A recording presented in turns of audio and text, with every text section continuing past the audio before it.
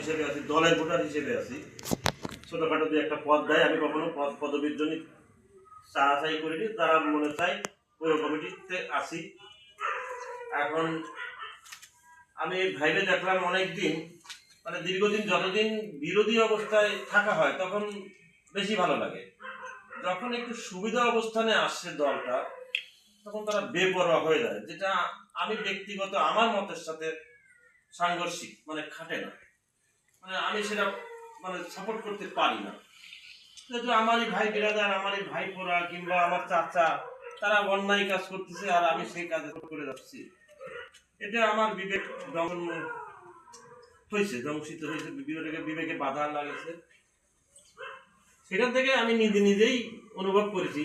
আব্দুল আলী ভাই আমার কাছে গেছিল আরো 2-3 মাস আগে, যে আমরা এখন ফর্ম সংগ্রহ করতেছি, তা তুমি কি বলো। তা আমি বললাম যে ভাই, আমি তো একটা দলের সাথে আছি, তা ঠিক আছে থাকতে লাগুক, আমি পরে বিষয়টা জানাবো। ওই পর্যন্ত আলী ভাই আমার আর বিরক্ত করিনি, বা সে আর কোনোদিন যাইও নি।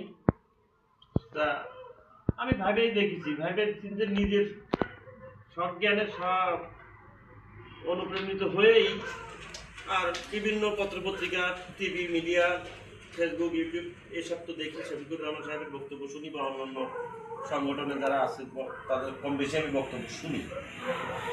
এইটুকুই শুনেই আমি মোটামুটি উদ্বুদ্ধ হয়েছি, আর বুঝতে শিখলাম। আমারও তো বয়স হয়ে গেছে। হ্যাঁ, আপনি যে কথাগুলো বললেন এটা তো অবশ্যই অনুকরণীয় এবং শিক্ষণীয়। আর সেই বিষয়ের পরেই আমি আরো কিছু শিখতে চাই, জানতে চাই, বা আরো কিছু শিখতে চাই, জানতে চাই এবং ভালো পথে চলতে চাই।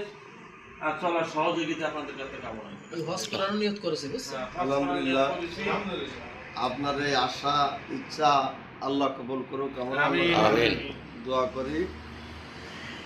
ঠিক আছে, তাহলে আপনার